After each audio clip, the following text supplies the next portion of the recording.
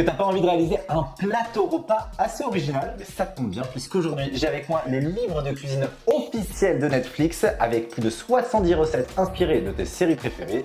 Moi je m'appelle Romain, je suis créateur de contenu. Moi je m'appelle Maxime, je suis cuisinier à Paris. Et à tour de rôle, on va plonger directement au cœur de l'univers de Squid Game en réalisant une recette inspirée de la série, un bibimbap. Et à la fin, on fera une petite dégustation à l'aveugle et tout simplement, on essaiera de reconnaître nos plats. Hein? T'es prêt? Oui, je pense que je vais pas trop faire le poids, mais bon, c'est pas très grave. Allez, on est parti. Pour la première étape, du coup, on fait cuire le riz. Il est derrière moi, il est couvert, il est en train de refroidir tranquillement. On va s'occuper de la petite carotte.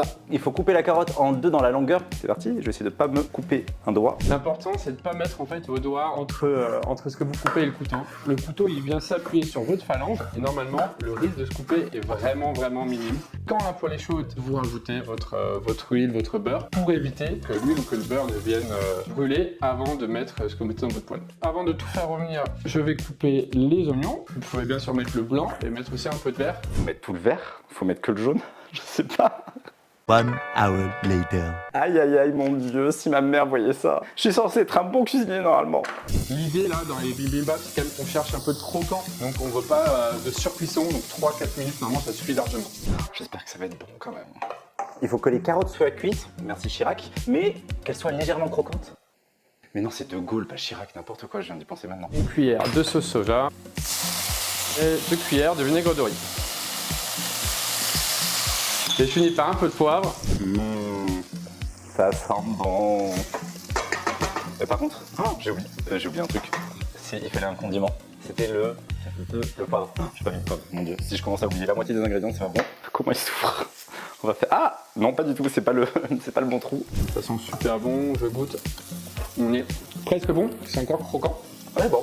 On passe à nos petites pousses de soja. Moi, je les ai déjà cuites, mais pour celles et ceux qui voudraient reproduire la recette à la maison, il faut bien évidemment les cuire. Hein, tout est expliqué dans la recette. La suite de la recette, c'est de mélanger avec nos oignons, avec de l'ail, avec un peu de gochujang, le fameux piment coréen. On rajoute 1 cuillère et demie d'huile de sésame. On fait mix. J'ai oublié le gouchou. Non, c'est pas du tout comme ça que ça s'appelle. J'arrive pas à le prononcer, le gochougarou. Un peu de sel, toujours penser à du sel. C'est un exhausteur de goût. Étape 4, du coup, moi j'ai pas besoin de la faire puisque mes épinards, ils sont déjà prêts. La petite astuce, c'est de bien les plonger dans de l'eau froide, mais vraiment froide, l'eau limite glacée. Nous on a mis des glaçons dedans. Déjà, ça arrête la cuisson et surtout, ça fixe la couleur. Je rajoute mes oignons que j'avais déjà coupés, mon ail. Il me faut du soja, de l'huile de sésame grillée et on met du sésame. Là, cette étape-là, vous avez une belle couleur verte avec le sésame. Si c'est du blanc, c'est encore mieux parce que du coup, ça ressort encore plus. Je me dis, il y a quand même beaucoup d'oignons verts dans cette recette. Sixième et quasiment dernière étape, c'est l'œuf au plat. Pour bien le réussir, moi ce que je vous conseille, c'est de casser l'œuf dans un petit saladier, un cul de poule, ce que vous avez sous la main, et ce sera plus simple pour le mettre dans la poêle. On étale bien l'huile. Ça se voit beaucoup que je fais des crêpes ou pas du coup? Parce que c'est le mouvement pour étaler la pâte à crêpes. Couvrez et prolongez la cuisson d'1 minute environ. Ouais bon, on n'a pas besoin de le couvrir, ça reste un œuf au plat quoi. J'ai envie de prendre des libertés comme ça dans la recette. Allez, c'est pas grave. Je verse au milieu mon œuf. Ah là là. C'est la cata, il est pas droit. Ça nous arrive à tous. J'aime bien quand le jaune est... Ah non, mais je voulais remettre le jaune au milieu, mais c'est pas possible. Donc il sera sur le côté. Et là, il est quasiment bon. Il faut pas non plus qu'il soit trop collé en dessous, comme une omelette. Hein. C'est encore un tout petit peu baveux sur le haut. Je vais faire un carnage. Je le sens. Madre mia. Oula. Yeah. Pour cette dernière étape, on va passer en mode ASMR. On va passer à l'assemblage. Tout d'abord, il faut s'occuper du riz qu'il va falloir égrener, si je dis pas de bêtises. De ce que j'ai appris, il y a 2 techniques. Ou on le fait à la fourchette, on vient essayer de séparer les différents grains. Ou alors on peut le faire à la main, un peu comme le couscous. On va du coup l'égrener. Donc je sais absolument pas ce que ça veut dire, mais je vais juste appuyer sur le riz et faire style que c'est ce qu'il faut faire. En tout cas, ça a l'air pas mal.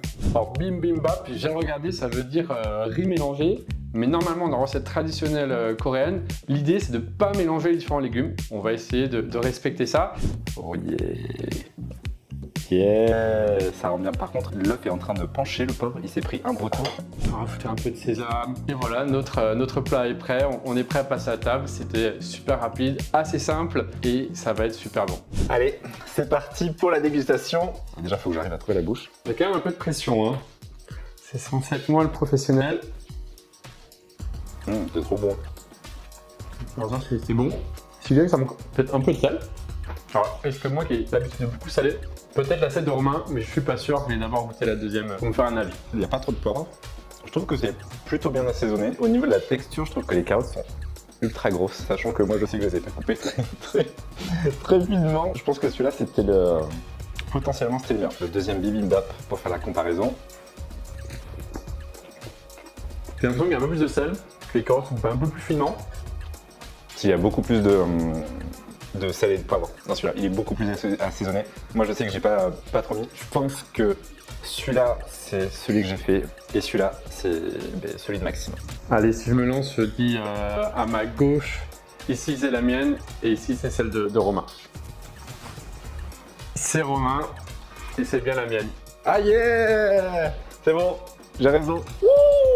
En tout cas, les deux étaient très bonnes, hein, donc il n'y a que des gagnants. Ça y est, c'est terminé. J'ai envie de dire félicitations. Félicitations. Parce que franchement, on a réussi tous les deux à reconnaître nos plats. C'est plutôt pas mal. Bon, en tout cas, n'hésitez pas à retrouver en librairie le livre de cuisine officiel de Netflix. Et à bientôt sur Seriously.